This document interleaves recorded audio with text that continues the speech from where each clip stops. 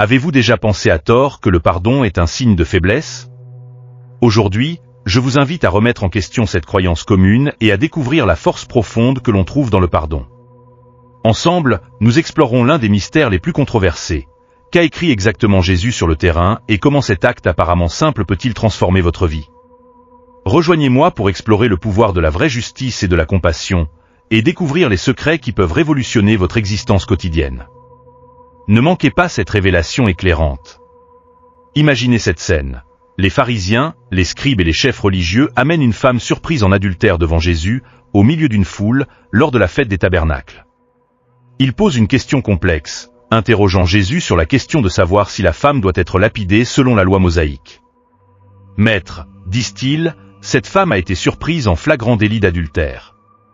Dans la loi, Moïse nous a ordonné de lapider ces femmes. » Gene 8, 5. Cette question mettait Jésus dans une position délicate. Accepter de la lapider serait apparemment contraire à la loi romaine, qui interdisait aux Juifs d'exécuter quiconque sans l'approbation romaine. Imaginez-vous à la place de Jésus, confronté à une question conçue pour vous piéger, proposant une simple réponse par oui ou par non. Que feriez-vous dans une telle situation? Les pharisiens ont tendu un piège astucieux à Jésus, cherchant à le piéger par des accusations. Cependant, au lieu de tomber dans le piège, Jésus se pencha et commença à écrire par terre, apparemment indifférent à l'interrogatoire, Jean 8, 6. Dans cette action apparemment simple, Jésus a transmis un message puissant. Son acte d'écrire sur le terrain a non seulement affirmé son autorité sur la loi, mais a également souligné l'importance profonde du pardon et du repentir. En choisissant cette réponse non conventionnelle, Jésus a contesté l'interprétation rigide de la loi mosaïque par les pharisiens, révélant leur manque de compassion et de compréhension. À travers cet épisode, Jésus a abordé des thèmes profonds tels que le péché, le jugement et le pardon. Il a exposé les défauts des pharisiens tout en offrant une leçon inoubliable à leurs accusateurs. Que celui d'entre vous qui est sans péché jette le premier la pierre. Jean 8, 7. Cette déclaration rappelle clairement la condition humaine universelle, obligeant chaque individu à réfléchir sur ses propres imperfections avant de juger les autres. Alors que résonnaient les paroles de Jésus, invitant les accusateurs à réfléchir sur leurs propres imperfections avant de porter un jugement, une dispersion progressive s'ensuivit, à commencer par les plus âgés d'entre eux. Finalement, seuls Jésus et la femme sont restés parmi la foule qui se dissipait, Jean 8, 7. Ce moment crucial provoque une profonde introspection à l'égard des chefs religieux de l'époque, à savoir les pharisiens et les scribes. Malgré leur réputation de stricte adhésion à la loi de Moïse et d'observance méticuleuse des rituels de pureté, les pharisiens présentaient une déficience dans l'essence fondamentale de la loi, la compassion. Malgré leur dévouement et leur connaissance approfondie, ils n'ont pas réussi à incarner le véritable esprit de miséricorde et de compréhension. Qu'est-ce que Jésus a écrit sur le terrain qui a suscité une réponse si profonde, amenant les accusateurs à affronter leur propre culpabilité et à partir? Cette question demeure, nous invitant à contempler le message invisible transmis par son simple geste. Tandis que les accusateurs s'en vont, Jésus se tourne vers la femme et lui demande tendrement, « Femme, où sont-ils? Personne ne t'a condamné ?» Elle répond, « Personne, Seigneur. » Jésus lui offre alors un message transformateur de pardon et de rédemption. « Moi non plus, je ne te condamne pas. Allez, et désormais ne péchez plus. » Jean 8, octobre 2011. Contrairement à l'approche légaliste des pharisiens, Jésus étend la grâce et le pardon, exhortant la femme à embrasser une vie marquée par la justice. Son acte d'écrire sur le terrain a non seulement affirmé son autorité sur la loi, mais a également servi de rappel poignant du pouvoir transformateur de la miséricorde et de la compassion. À travers cette rencontre profonde, Jésus illustre un changement de paradigme de la condamnation à la réconciliation, invitant chacun à embrasser le chemin du pardon et du renouveau. L'acte d'écrire de Jésus sur le terrain a non seulement souligné l'importance du pardon et l'impératif de la repentance, mais a également servi à dénoncer l'interprétation rigide des pharisiens de la loi mosaïque comme manquant de miséricorde et de compréhension, révélant ainsi ses limites et ses défauts inhérents. En plongeant dans les profondeurs du péché, du jugement et du pardon, la réponse de Jésus à ses accusateurs résonne avec la vérité profonde que personne n'est exempté du péché, et par conséquent, personne n'a l'autorité de condamner un autre. Ces paroles à la femme, pleines de miséricorde et de pardon, lui offrent non seulement du réconfort, mais servent également d'exhortation à se lancer dans un voyage transformateur vers une vie renouvelée. Cette rencontre cruciale nous amène à réfléchir. Qu'a écrit Jésus sur le terrain et pourquoi a-t-il décidé de le faire au milieu de la conspiration des pharisiens et des scribes contre sa vie? Considérez la possibilité que ce que Jésus a écrit sur le terrain soit probablement lié aux enseignements de l'Ancien Testament. En s'abaissant pour écrire, Jésus cherchait à transmettre une profonde leçon enracinée dans les écritures sacrées de la tradition hébraïque.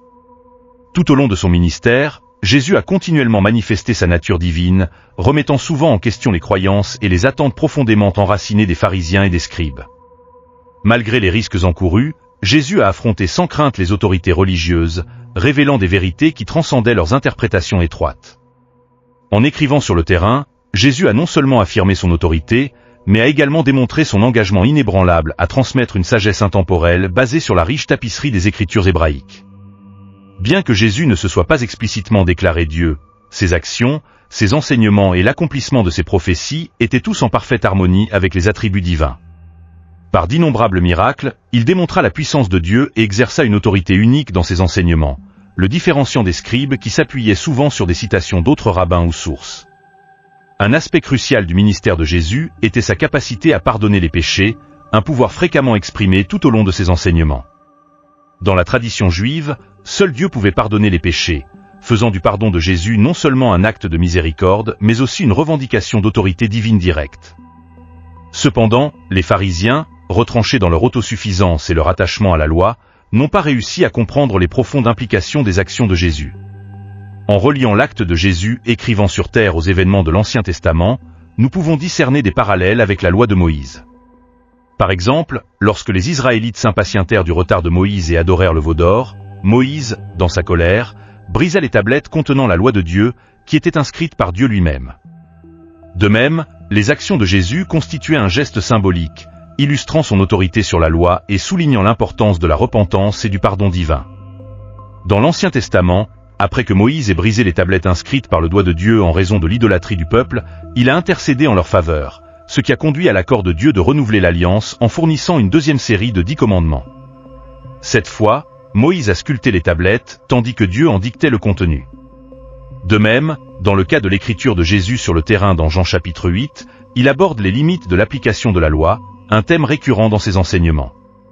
Jésus n'a pas complètement rejeté la loi, mais il a accompli et en a élargi le sens, soulignant que le simple respect de sa lettre était insuffisant pour plaire à Dieu ou mener une vie juste. Il est plausible de considérer que Jésus a peut-être écrit les péchés des accusateurs sur le sol, comme beaucoup le spéculent. Pour comprendre pourquoi cet acte était significatif, réfléchissons aux paroles du prophète Jérémie dans le livre de Jérémie. Dans Jérémie 17, 13, nous trouvons un passage émouvant. « Ô Seigneur, espérance d'Israël, tous ceux qui t'abandonneront seront confus, la fontaine d'eau vive. » Ce chapitre rassemble les prophéties, les avertissements et les réflexions de Jérémie.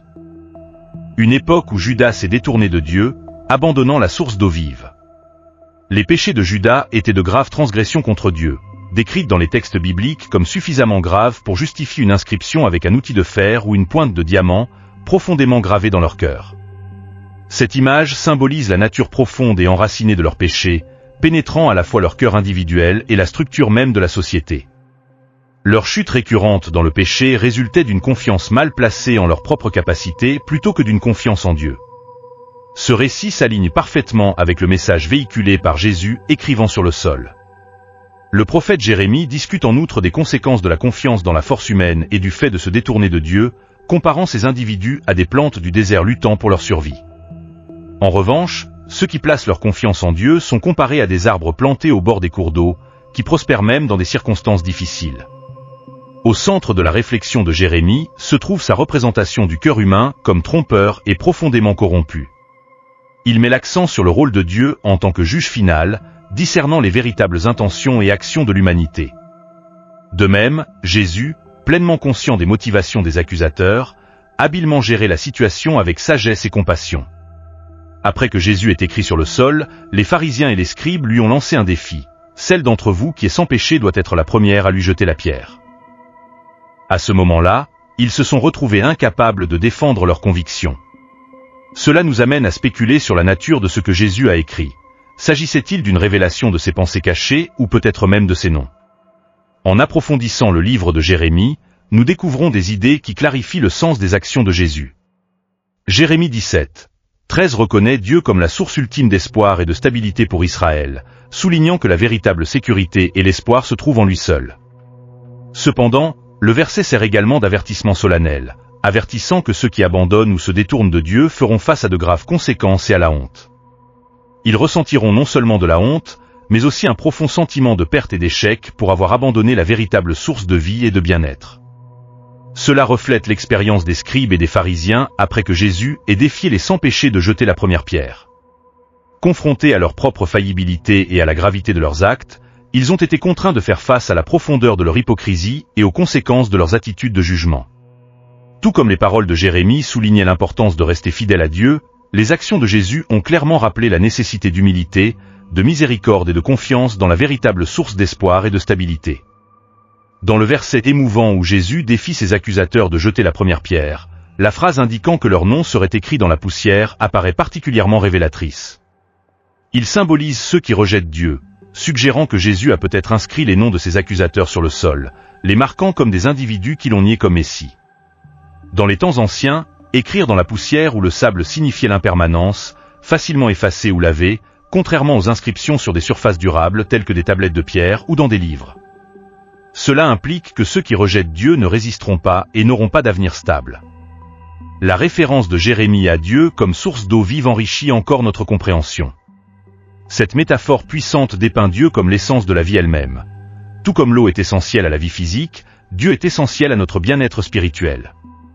Avant l'incident impliquant la femme surprise en flagrant délit d'adultère, Jésus a profité d'un moment d'enseignement dans le temple pendant les derniers jours de la fête des tabernacles. Là, il a délivré un message profond et provocateur, se proclamant l'eau vive. Cette déclaration remettait en question les croyances conventionnelles et invitait les auditeurs à reconnaître leur soif spirituelle et à y trouver satisfaction. Au milieu de la foule animée, les paroles de Jésus avaient du poids, en particulier pour les scribes et les pharisiens profondément enracinés dans leur adhésion à la loi, mais qui nourrissaient le rejet dans leur cœur. Au cœur du temple, Jésus a relancé le discours autour de la loi de Moïse, mais avec une approche pénétrante qui a révélé les contradictions dans les attitudes des chefs religieux. « Pourquoi essaies-tu de me tuer » Jésus a interrogé, dénonçant l'hypocrisie de ses accusateurs. Il les a ensuite interpellés, soulignant l'incohérence de leur position. « Si vous autorisez la circoncision le jour du sabbat afin de ne pas violer la loi de Moïse, pourquoi êtes-vous en colère contre moi parce que j'ai complètement guéri un homme le jour du sabbat » Cet interrogatoire a non seulement mis en lumière l'incongruité de leurs croyances, mais a également souligné l'autorité et le pouvoir de Jésus d'interpréter la loi avec profondeur et compassion. Dans l'enceinte sacrée du temple, quelques instants avant l'interruption avec la femme, les enseignements de Jésus résonnaient avec une énergie transformatrice. Ils ont montré leur caractère essentiel de catalyseur de renouveau et de vie, brisant les interprétations juridiques rigides et appelant chacun à adopter une compréhension plus élevée de la loi et de la grâce divine. Même dans Jean 7, 23, au milieu d'un débat fervent, l'essence des enseignements de Jésus continue de provoquer la contemplation et d'encourager les âmes à rechercher des vérités plus profondes. Les spéculations abondent sur ce que Jésus a écrit exactement sur le terrain. Certains suggèrent qu'il aurait pu énumérer les péchés des dirigeants juifs présents, tandis que d'autres suggèrent qu'il aurait pu se mettre en quatre pour préserver la dignité de la femme surprise en adultère en évitant tout contact visuel direct. Cependant, ces interprétations restent peu concluantes. Le point central de ce passage n'est pas le contenu des écrits de Jésus, mais la révélation de l'hypocrisie parmi ceux qui jugent. Au point culminant du dernier jour de la fête, Jésus se leva et déclara avec une autorité retentissante : « Celui qui a soif, qu'il vienne à moi et boive. Celui qui croit en moi, comme le dit l'Écriture, des fleuves d'eau vive couleront devant lui. » Ces paroles servent à réaffirmer le rôle de Jésus en tant que source de vie éternelle et signifient son invitation inclusive à tous de trouver en lui le véritable épanouissement et le renouveau spirituel. Cela contraste fortement avec le légalisme rigide des chefs religieux de l'époque. Dans Jean 7, 37 à 38, Jésus développe davantage le concept de l'esprit, invitant tous ceux qui ont soif à venir participer à la vie abondante qu'il offre. Cette représentation de Jésus comme l'incarnation de l'épanouissement spirituel remet en question les interprétations conventionnelles des pratiques religieuses et souligne le pouvoir transformateur de la foi en lui. La déclaration de Jésus comme l'eau vive, la source même de la vie, a provoqué d'intenses réactions parmi la foule, provoquant des divisions et conduisant beaucoup à se disperser dans des directions différentes. Ce moment de division met en lumière le différend en cours entre Jésus et les chefs religieux sur l'obéissance à la loi de Moïse. Lorsque les chefs religieux ont amené la femme adultère à Jésus, ils ont cherché à le tester, désireux d'évaluer sa réaction. Pour Jésus, cependant, cela représentait une nouvelle occasion de dénoncer son hypocrisie et son incapacité à adhérer véritablement à l'esprit de la loi. Selon Lévitique 20, 10, l'homme et la femme impliqués dans l'adultère étaient sujets à la mort. Cependant, dans leur stricte adhésion à la loi, les pharisiens n'ont amené que la femme devant Jésus et la foule, ignorant commodément l'implication de l'homme. Cette application sélective de la loi a révélé son hypocrisie et ses défauts inhérents. Ce scénario charnière s'est déroulé lors de la fête des Tabernacles, une célébration joyeuse à Jérusalem. Dans cette atmosphère festive, les enseignements et les rencontres de Jésus, y compris l'incident avec la femme adultère, prirent une importance accrue. Ils ont servi à remettre en question les interprétations conventionnelles du droit et à mettre en lumière l'essence de la véritable justice et de la véritable compassion. Dans le temple où Jésus écrivait sur le sol, les dirigeants juifs nourrissaient un désir implacable de l'éliminer, refusant de le reconnaître comme fils de Dieu. Face à cette hostilité, Jésus navigue prudemment, se déplaçant discrètement d'un endroit à l'autre en Galilée jusqu'à son arrivée à Jérusalem pour la fête des Tabernacles. Parmi les cérémonies vibrantes organisées dans le temple de Jérusalem pendant ce festival, un rituel particulièrement important était la cérémonie de l'eau. Cette pratique symbolisait une fervente prière pour la pluie, essentielle au maintien de l'agriculture. L'eau de l'étang de Siloé était cérémonieusement collectée et versée sur l'autel du temple. C'est dans ce cadre culturel riche que Jésus, au milieu de ses enseignements au temple, s'est courageusement proclamé comme l'eau vive, la source ultime de vie. Cette déclaration a suscité la colère des pharisiens, qui ont contesté son interprétation des Écritures et remis en question son autorité, le comparant au rabbin conventionnel. Cependant, Jésus, reconnu comme rabbin et professeur, employait des méthodes pédagogiques uniques, comme l'écriture au sol, qu'il utilisait auparavant comme moyen de communication efficace. Cette approche innovante lui a permis de transmettre des vérités profondes d'une manière convaincante et mémorable. En délivrant un message pertinent et accessible, particulièrement destiné aux chefs religieux, Jésus a employé des méthodes pédagogiques similaires à celles des rabbins de son temps. Ces rabbins instruisaient traditionnellement en s'appuyant sur les Écritures hébraïques, l'Ancien Testament, et en les interprétant d'une manière pertinente pour la vie contemporaine. De même, Jésus a intégré des références bibliques dans ses enseignements, comme le démontre le Sermon sur la montagne, où il invoque fréquemment les lois de l'Ancien Testament et propose des interprétations perspicaces, comme en témoignent Matthieu 5, 21 et 22. De plus, Jésus a souvent eu recours à des paraboles, des histoires courtes contenant des leçons morales et spirituelles, pour transmettre efficacement des vérités plus profondes. De plus, il a utilisé la méthode des questions et réponses, répondant souvent aux questions par plus de questions pour provoquer une réflexion plus profonde parmi son public. Ces techniques d'enseignement étaient courantes chez les rabbins, qui utilisaient parfois des objets physiques ou des actions comme support pédagogique pour améliorer la compréhension. En faisant un parallèle avec l'action de Jésus d'écrire sur le terrain, nous discernons que cela a également servi de forme d'enseignement. Le fait que Jésus s'appuie sur la loi de Moïse, à laquelle les pharisiens étaient censés adhérer strictement, souligne son profond attachement aux Écritures. De plus, le silence initial que Jésus a maintenu face aux chefs religieux a encore souligné la gravité et la signification de ses actions et enseignements ultérieurs. Cette approche multiforme de l'enseignement démontrait non seulement la maîtrise pédagogique de Jésus, mais remettait également en question les interprétations traditionnelles et invitait à une réflexion approfondie sur la véritable essence des enseignements religieux. Lorsque les chefs religieux ont interrogé Jésus sur la punition appropriée pour une femme adultère, sa réponse a été un silence émouvant, une méthode d'enseignement efficace qui a capté l'attention de son auditoire. Cette pause significative a été suivie d'une action symbolique, accentuant encore davantage son message. Le silence délibéré de Jésus a non seulement créé une tension palpable, mais a également accru l'attente autour du message qu'il s'apprêtait à délivrer. Cet effet dramatique a servi à amplifier l'impact de ses paroles ultérieures, en soulignant leur sens et leur pertinence. Il est important de noter que les rabbins enseignaient souvent en invoquant l'autorité des Écritures, notamment les lois de Moïse, comme le faisaient les chefs religieux de l'époque de Jésus. Cependant, la technique d'enseignement de Jésus s'écartait de cette norme, mettant en lumière son approche distinctive en tant qu'enseignant. En faisant référence à sa propre autorité, en préfaçant ses déclarations par « Mais je vous le dis », Jésus a affirmé une autorité directe et personnelle qui s'écartait des enseignements conventionnels de l'époque. Cette approche audacieuse a remis en question les interprétations et pratiques traditionnelles, incitant à une réflexion plus approfondie sur la véritable essence et le véritable objectif de la loi. En adoptant ce style d'enseignement unique, Jésus a non seulement démontré ses capacités inégalées en tant qu'enseignant, mais il a également encouragé ses auditeurs à réévaluer leur compréhension des enseignements religieux. Ces enseignements, ancrés dans sa propre autorité, ont servi de catalyseur d'introspection et de transformation, invitant son auditoire à embrasser une compréhension plus profonde de la vérité divine. Cette approche illustre l'impact profond de Jésus en tant qu'enseignant et son engagement inébranlable à remettre en question les idées reçues dans la poursuite de l'illumination spirituelle.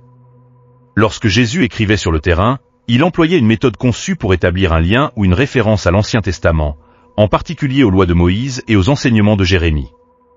Cette technique, connue sous le nom de « remème » en hébreu, désigne une allusion ou un indice utilisé dans l'interprétation des textes religieux. Le récit entourant cet événement véhicule de précieuses leçons qui restent pertinentes aujourd'hui. L'une de ces leçons concerne l'autosuffisance, comme en témoignent les pharisiens et les scribes qui ont présenté la femme adultère devant Jésus. Ces actions soulignent l'importance de l'introspection avant de juger les autres. Il s'agit d'un rappel poignant d'éviter de succomber à des sentiments de supériorité morale et de reconnaître plutôt nos imperfections inhérentes à nous-mêmes. En outre, la question de la justice sélective et de l'hypocrisie apparaît en bonne place dans ce récit. Les accusateurs, en se concentrant uniquement sur la transgression de la femme, ignorent commodément la culpabilité de l'homme impliqué dans l'adultère. La réponse de Jésus à cette situation montre sa perspective distincte sur le droit et la justice, remettant en question les normes bien établies et prônant une compréhension plus profonde et plus compatissante des principes divins. Essentiellement, l'histoire de Jésus écrivant sur terre transcende son contexte historique, offrant une sagesse intemporelle sur les questions de justice, de conscience de soi et de compassion. Cela amène les individus à introspecter, à reconsidérer les croyances établies et à lutter pour une société plus équitable et plus empathique, enracinée dans les principes divins. L'analyse de cette justice sélective révèle l'hypocrisie des accusateurs et nous rappelle que la vraie justice transcende la simple punition des transgressions. Cela intègre également l'équité et l'intégrité dans nos vies, nous exhortant à rechercher l'impartialité et à ne pas laisser nos préjugés obscurcir notre jugement. Jésus équilibre habilement justice et miséricorde, sans négliger la loi, mais en apportant une compréhension plus profonde de la justice qui inclut la compassion. Dans le monde d'aujourd'hui, cette approche est essentielle. Il s'agit de faire respecter les règles et les lois, mais aussi d'agir avec compréhension et indulgence lorsque cela est nécessaire. L'importance de la compassion et du pardon est soulignée lorsque, après le départ des accusateurs, Jésus s'adresse à la femme avec empathie, en disant « Moi non plus, je ne te condamne pas, va et ne pêche plus » Jean 8, 1. Cela met en évidence la pertinence du pardon. Jésus n'approuve pas ses actions, mais lui offre l'opportunité de changer de vie. La repentance est une leçon cruciale sur la nécessité de faire preuve de compassion et d'offrir une seconde chance plutôt que de condamner les autres pour leurs erreurs passées. L'histoire nous incite à réfléchir sur nos propres péchés, ainsi que sur ceux des autres, encourageant une approche plus compatissante et plus juste dans la façon dont nous traitons ceux qui ont mal agi. Les accusateurs, reconnaissant leurs propres imperfections une par une, démontrent que nous avons tous besoin de grâce et que nous devrions étendre cette grâce aux autres, choisissant la réconciliation plutôt que la condamnation. Jésus illustre le désir de réconciliation plutôt que de condamnation, promouvant une vision de justice à la fois transformatrice et rédemptrice. Ce message nous met au défi de repenser la manière dont nous appliquons nos propres principes de justice et de miséricorde dans nos interactions quotidiennes. Cette approche est cruciale car elle met l'accent sur l'importance de guérir et de réparer les relations, plutôt que de punir ou d'exclure les autres. Les paroles de Jésus à la femme, « Va et ne pêche plus », nous rappellent que le pardon est une invitation au changement. Il s'agit d'avancer vers une vie marquée par l'intégrité et la droiture. En tant que chrétiens, nous sommes appelés à être des ministres de la réconciliation, reflétant le désir de Dieu de restaurer les gens dans une bonne relation avec lui. Cela implique de montrer aux autres la même grâce et le même pardon que nous avons reçu. Cette approche s'aligne sur le message plus large de l'Évangile, qui met l'accent sur l'amour, la compassion et la restauration, nous encourageant à vivre de manière à promouvoir la justice et la miséricorde dans tous les aspects de notre vie. Jean 3h17 déclare que Dieu a envoyé Jésus non pas pour condamner le monde, mais pour le sauver. La rencontre avec la femme adultère illustre la vérité du salut, la grâce et la possibilité d'une nouvelle vie en Christ. L'histoire de Jésus, écrivant sur le sol alors qu'il s'occupait d'une femme adultère, enseigne les dangers d'un jugement hâtif, l'importance de la compassion et du pardon, et l'appel à la transformation personnelle. C'est une leçon intemporelle sur la façon de traiter les autres avec justice, miséricorde et grâce, tout en reconnaissant notre propre besoin de ces vertus. Ce récit nous met au défi de réfléchir à la manière dont nous appliquons la justice divine dans notre vie quotidienne, en promouvant une culture de réconciliation et de restauration. Au lieu de nous précipiter vers le jugement, nous sommes appelés à offrir le même pardon et la même grâce que nous désirons pour nous-mêmes. L'approche de Jésus nous rappelle que la vraie justice n'est pas seulement punitive, mais aussi rédemptrice, visant la transformation et la croissance spirituelle. Si vous avez trouvé ce contenu utile, je vous demande de me soutenir en vous abonnant à la chaîne pour ne pas manquer nos prochaines vidéos. Ensemble, nous pouvons éclairer davantage d'esprits et élargir notre compréhension. Merci d'être ici et que Dieu vous bénisse.